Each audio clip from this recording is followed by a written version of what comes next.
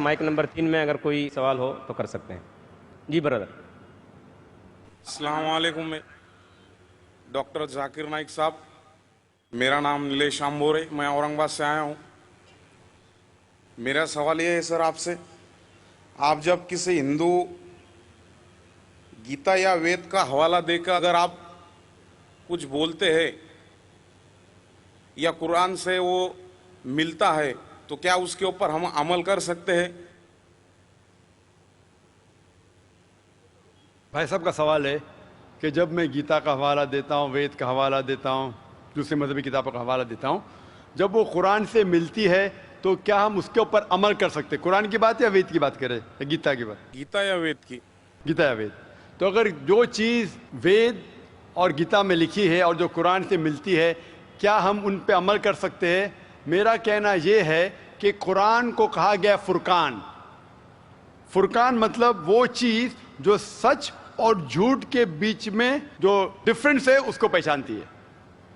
فرقان یعنی فرق، حق اور باطل کے درمیان جو فرق ہے اس کو پہچانتی ہے قرآن. جس طریقے سے میں نے کہا کہ کئی پیغمبر آ چکے محمد صلی اللہ علیہ وسلم کے پہلے، اسی طریقے سے قرآن میں لکھا ہے سورہ رعد میں سورہ نمبر 13 آیت نمبر 38 میں کہ ہم نے ہر دور میں ایک کتاب نازل کی ہے.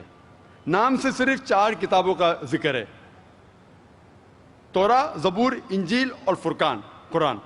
لیکن اس آیت کے مطابق کئی کتابیں نازل کی گئی ہے، ان کا نام سے ذکر نہیں قرآن مجید میں.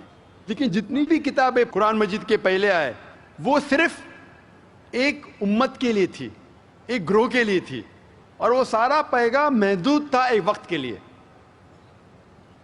اسی لیے اللہ سبحانہ و تعالیٰ نے، خدا نے یہ ساری کتابوں کو محفوظ رکھنے کے لیے صحیح نہیں سمجھا، کیونکہ یہ محدود تھی اس وقت کے لیے.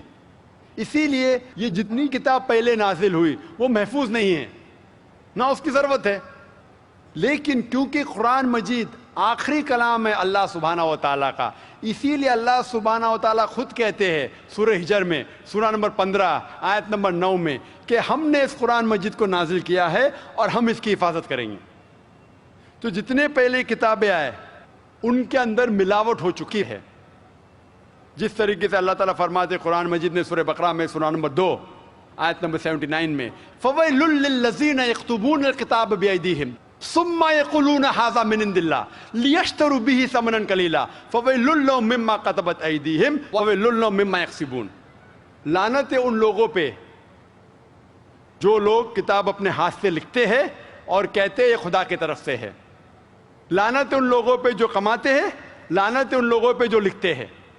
تو اس سے یہ ظاہر ہوتا ہے کہ جتنے پہلے کتابیں آئے ان میں ملاوٹ ہو چکی ہے. یہ قرآن آخری کلام ہے اور کوئی بھی چاہے تو اس کو تبدیل کر ہی نہیں سکتا. خدا خود، اللہ سبحانہ و تعالیٰ خود اس کی حفاظت کریں گے.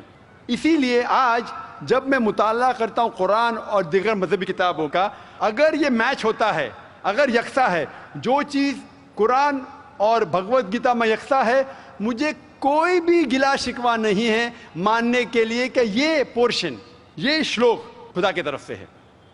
لیکن اگر قرآن سے نہیں ملتا ہے تو میں کہوں گا کہ ہو سکتا ہے، ہو سکتا نہیں. لیکن قرآن کے خلاف ہے تو میں کہہ سکتا ہوں کہ یہ خدا کا کلام ہے نہیں. اسی لیے جو کلام قرآن سے ملتا ہے، چاہے وہ شلوک ہو یا منترا ہو، وید کا ہو، اپنشد کا ہو یا گیتا کا ہو، یا چاہے دھما پٹ کا ہو، اویستا کا ہو، دساتیر کا ہو، چاہے اولڈ ٹیسٹمنٹ کا ہو، نیو ٹیسٹمنٹ کا ہو، جو بھی چیز قرآن سے ملتی ہے، ہم مسلمانوں کو کوئی گلا شکوہ نہیں ماننے کے لیے کہ یہ بھاگ خدا کی طرف سے ہے. اسی لیے میں یکسانیت کے بارے میں ذکر کرتا ہوں. تو آپ کے لیے بھی میں کہتا ہوں کہ جو اختلاف کی باتیں ہیں اسے چھوڑ دو. جو یکسانیت کی باتیں ہیں، جو آپ کے کتاب میں لکھا ہے، ویدا میں لکھا ہے، پرانا میں لکھا ہے کہ آخری پیغمبر محمد صلی اللہ علیہ وسلم میں، تو آپ کے لیے فرض ہے کہ آپ بھی اس آخری پیغمبر میں مانیں.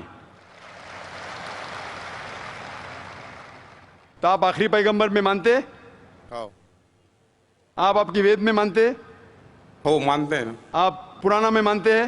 ہو مانتے. تو میرے تقریر میں نے اتنے بار کہا اور اتنے حوالے دیا کہ آپ کے مذہبی کتابوں میں لکھا ہے کہ محمد صلی اللہ علیہ وسلم انتم رشی ہے.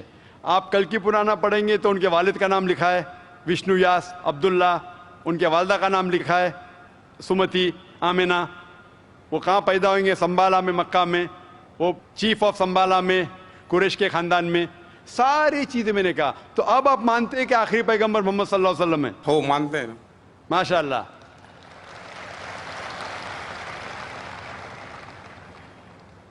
تو آپ مانتے ہیں کہ خدا ایک ہے؟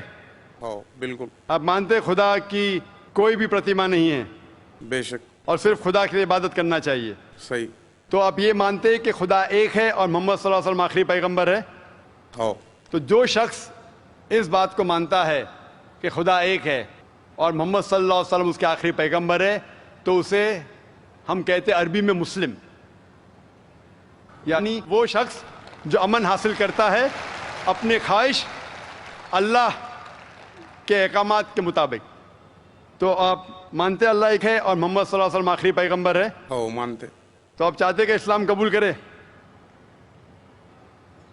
لا الہ الا اللہ محمد رسول اللہ. ماشاء اللہ، ماشاء اللہ، ماشاء اللہ، سبحان اللہ. آپ صرف زبان سے کہہ دیے کہ اللہ ایک ہے، اس کے علاوہ کوئی معبود نہیں عبادت کے لائق، اور محمد صلی اللہ علیہ وسلم آخری پیغمبر، آپ مسلمان ہیں. جس طریقے سے آپ نے سوال کیا مجھے شک ہو رہا تھا کہ ماشاء اللہ آپ مومن ہیں، اور میں دعا کرتا ہوں اللہ سبحانہ تعالیٰ سے کہ آپ کو انشاءاللہ اس دنیا اور آخرت میں سفلتا دے.